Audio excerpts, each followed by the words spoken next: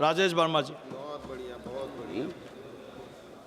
कृषि और किसान कल्याण मंत्रालय संबंधित अनुदानों की मांग पर मुझे बोलने का मौका देने के लिए मैं आपका धन्यवाद और आभार व्यक्त करता हूं अध्यक्ष महोदय। मैं अपनी लोकसभा खगड़िया की जनता की तरफ से, अपने नेता आदरणीय चिराग पासवान जी की तरफ से और अपनी पार्टी लोक जनशक्ति पार्टी की तरफ से इन अनुदानों की मांग के समर्थन के लिए यहां पर अपनी बात को रखने के लिए खड़ा हुआ हूं। अध्यक्ष महोदय, जब हम लोग राष्ट्रगान गाते हैं तो राष्ट्रगान की पहली जो पंक्ति है, जन गण मन अधिनायक जय हे भारत भाग्य विधाता, उस पहली पंक्ति में जो भारत भाग्य विधाता है, आखिर कौन है वो भारत भाग्य विधाता जिसकी मेहनत पर यह 140 करोड़ का देश पलता है, जिसका हल चलता है तो इस देश की हर एक समस्या का हल निकलता है, धरती से जिसका माँ और बेटों सा रिश्ता है, हमारे कर्णधार, हमारे अन्नदाता, हमारे किसान हैं। और वही है इस पंक्ति में जो पहली लाइन लिखी गई है, भारत भाग्य विधाता, वही किसान है हमारे भारत भाग्य विधाता। मैं इसके लिए आज अपने देश के यशस्वी प्रधानमंत्री जी का और यहाँ मौजूद हमारे कृषि मंत्री आदरणीय शिवराज सिंह चौहान जी का हृदय से आभार और धन्यवाद व्यक्त करता हूं कि राष्ट्रगान की पहली पंक्ति जो हमें यह एहसास भी कराती है कि किसान हमारी पहली प्राथमिकताओं में एक है, और इसको सही मायने में यदि चरितार्थ करने का कोई काम कर रहा है तो वो हमारे एनडीए की सरकार है।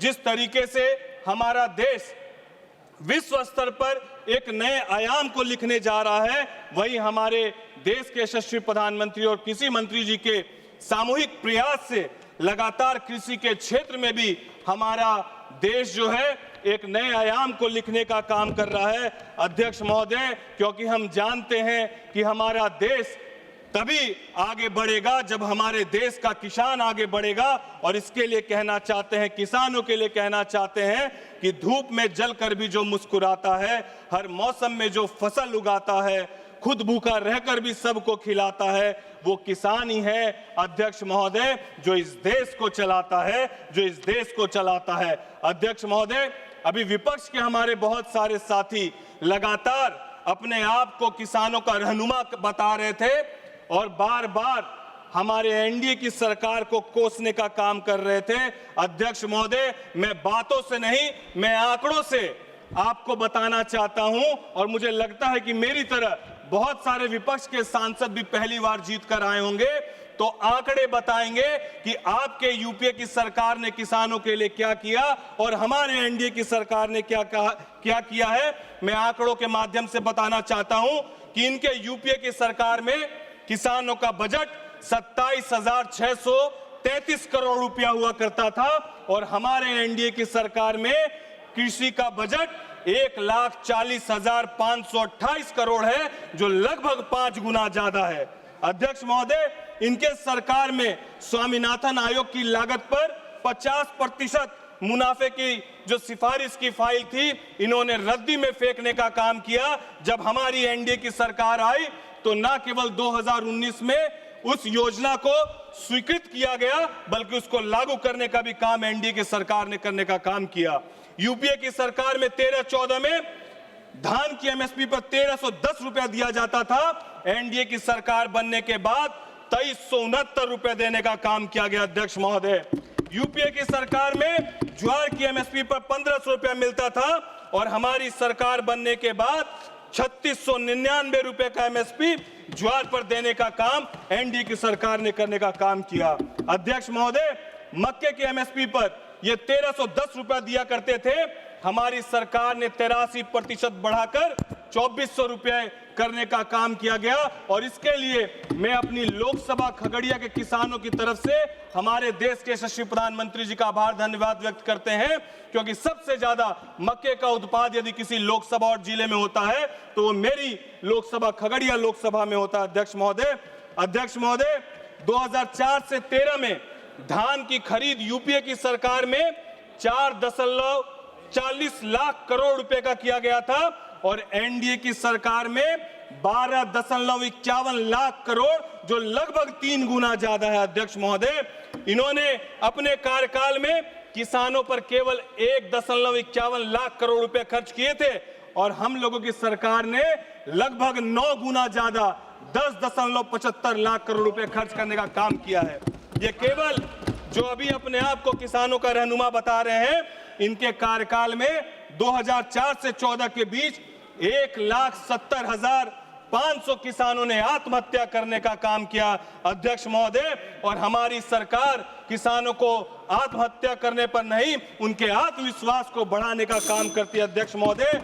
और ये स्वाभाविक सी बात थी कि इनके समय में किसानों का आत्मविश्वास नहीं बढ़ाया जा सकता था, क्योंकि इनके प्रधानमंत्री स्वयं बोलते थे कि यहां से 1 रुपया भेजते हैं तो किसानों को 15 पैसा ही मिलता है। और अभी की सरकार यहां से किसानों को जो भेजती है वो सीधे किसानों के खाते में जाने का काम होता है अध्यक्ष महोदय। आज भारत 150.18 मिलियन टन चावल का उत्पाद करके चीन को पीछे करकर देश में विश्व में पहला स्थान पाने का काम किया। इसके लिए हम लोग अपने किसान भाइयों का बहुत बहुत आभार और धन्यवाद व्यक्त करते हैं अध्यक्ष महोदय। मैं साथ ही साथ अध्यक्ष महोदय अंतिम 2 लाइन कहना चाहूंगा अध्यक्ष महोदय। जिस तरीके से बंगाल के हमारी बहन सांसद बोल रही थी, मैं बंगाल के कृषि मॉडल पर भी बस 1 मिनट कहना चाहूंगा, जो एक कड़वा सच और दर्दनाक सच है, जो इस सदन में रखना चाहूंगा।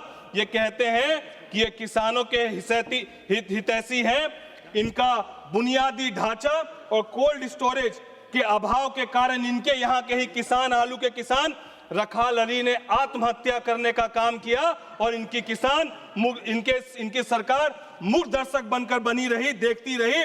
और ये क्यों हुआ? क्योंकि इनको सिर्फ राजनीति करने से मतलब है। अगर केंद्र सरकार की प्रधानमंत्री जन धन कृषि योजना लागू कर दिए होते तो शायद आज वो किसान हमारे बीच होता अध्यक्ष महोदय। मैं बस यही कहना चाहूंगा कि इनके समय में किसान मजबूर था, हमारे समय में एनडीए की सरकार में किसान मजबूत हुआ है। और एक 4 पंक्ति से अपनी बात को पूरा करूंगा। तुम्हारे दौर में किसान सिर्फ फाइल में आबाद थे, तुम्हारे दौर में किसान सिर्फ फाइलों में आबाद थे, झूठे वादे और खोखले नारों से अन्नदाता बर्बाद थे। हमने माटी को चंदन मानकर हर बूंद पसीने का मोल चुकाया है। जो तुम 60 साल में ना कर सके वो हमने 11 साल में कर दिखाया है, 11 साल में कर दिखाया है। जय हिंद, जय जवान, जय किसान। बहुत बहुत धन्यवाद।